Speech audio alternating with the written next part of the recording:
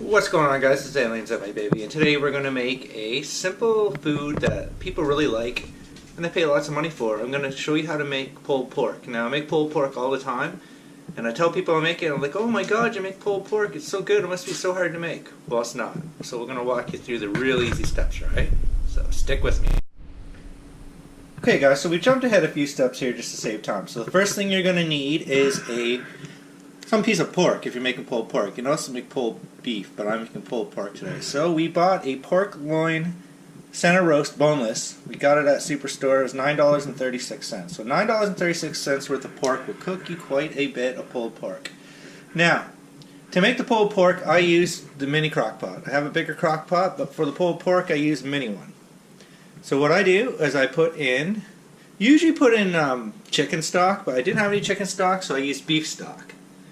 I added some red wine vinegar, or apple cider vinegar, my bad, sorry. I added a little bit of soy sauce, just because I like the flavor it gives. And, of course, Frank's Red Hot sauce, because I put that in everything. And then what you do is you take the whole uncooked roast, and you put it into the mini crock pot with the liquid. So you can see I put the liquid in there. And I cooked it on high heat.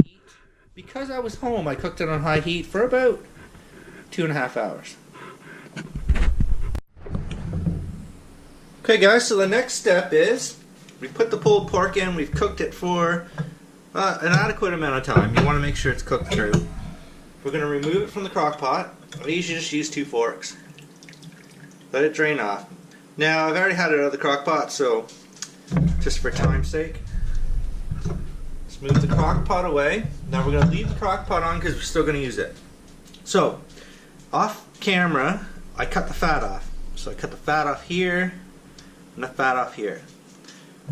I don't like it. I don't want it in my pulled pork because I don't care for pork a whole lot to begin with, let alone to have big chunks of fat in it. So I suggest fat, if you got them, give it to your dogs. It's good for them and they really like it. And one for you. One sec. Another one for you. The best part is if you got good dogs, you don't even gotta wash your hands because they never touch my hands. And one more for you, and one more for you. Alright, put that back.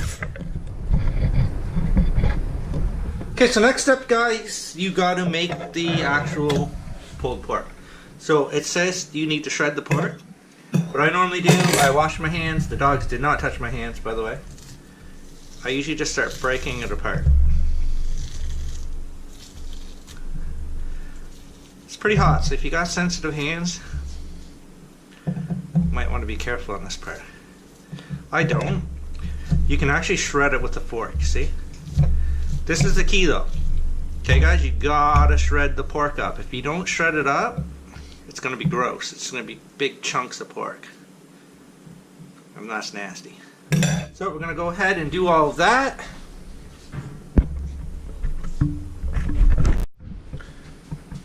Okay guys, we've done the tedious task of pulling the pork, so to say. One real important thing when you're doing this, don't put the gross parts in. If you come up to a big chunk of fat or gristle, whatever, you know, the gross stuff on pork, don't put it in because that's going to ruin the person's experience having pulled pork. Pulled pork is good, but it can also be gross if it's not made right. So anyways guys, you can see what you want is kind of a consistency like that. Okay? Stringy. So, next step. You need to mix your pulled pork however you're going to mix it with whatever sauce you're going to use. So, one key element, and watch your fingers because it's hot. I cleaned out the crock pot before I do this. I don't like putting it back into a dirty crock pot. You need to get rid of the liquid anyways, and usually fat and all that kind of gunk is all around there. And I don't like that. So, I'm going to slide the crock pot over just so you guys can see it. And we are slowly going to start putting in pulled pork. Now it's key now that you turn down your crock pot, okay? So I'm going to put one on low. Couple ingredients. just put a teensy weensy bit of Frank's Red Hot sauce in. I put a teeny weeny bit of soy sauce. I put a teeny weeny bit of Weber's spicy sauce, just a tiny bit, not a lot. And today we are going to use Bullseye Chicken and Rib Renegade. Why are we using this one? We like it. It's one of our favorite barbecue sauces. So, barbecue sauce, start pouring her in there. That's how she goes. Okay, so I'm going to put that in there. Mix it up a bit.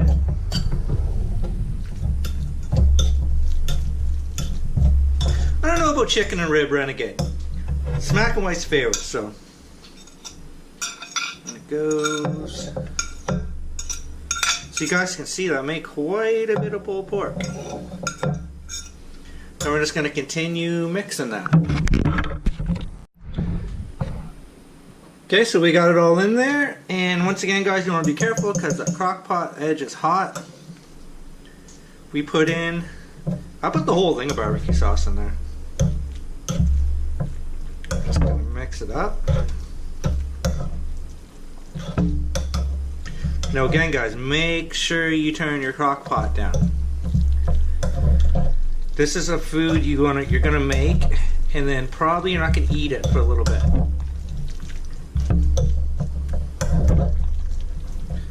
So guys, when I put the lid back on the crock pot and it heats up, the moisture is gonna just go right through that pulled pork.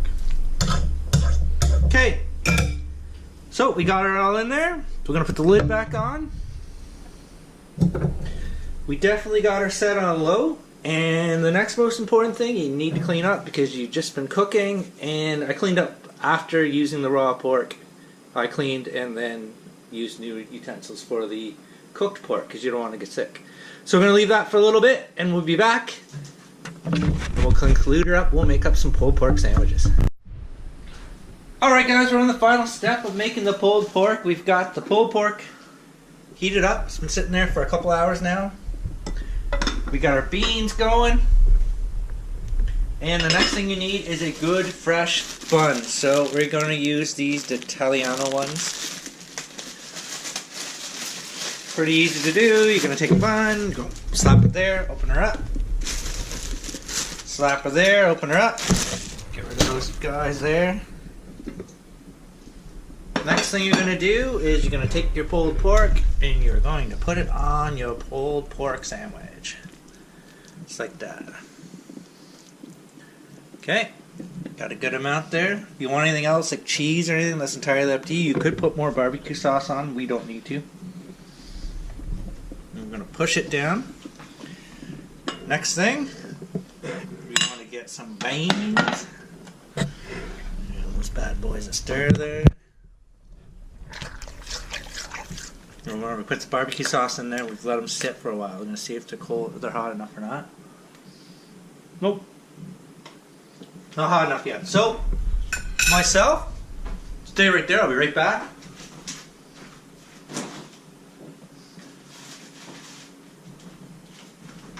I'm going to have a slice of Hervati cheese on mine, just because I want it.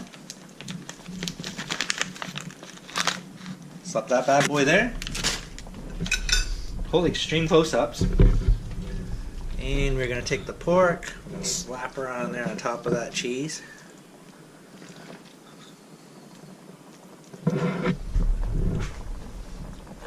Those beans a quick stir. Stay right there, smack of white. Next thing I like to have when I have pulled pork is coleslaw. Completely optional. Knock it off with the special effects. So I'll put a bit of coleslaw. Do you want some coleslaw? No, Smack and White does not like coleslaw. I actually like coleslaw right on my pulled pork. On it goes. And last but not least, beans are heated up.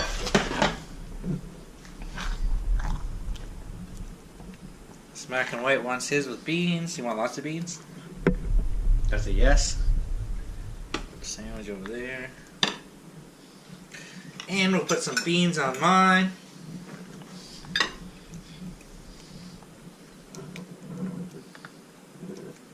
There you have it, guys. Pulled pork sandwiches.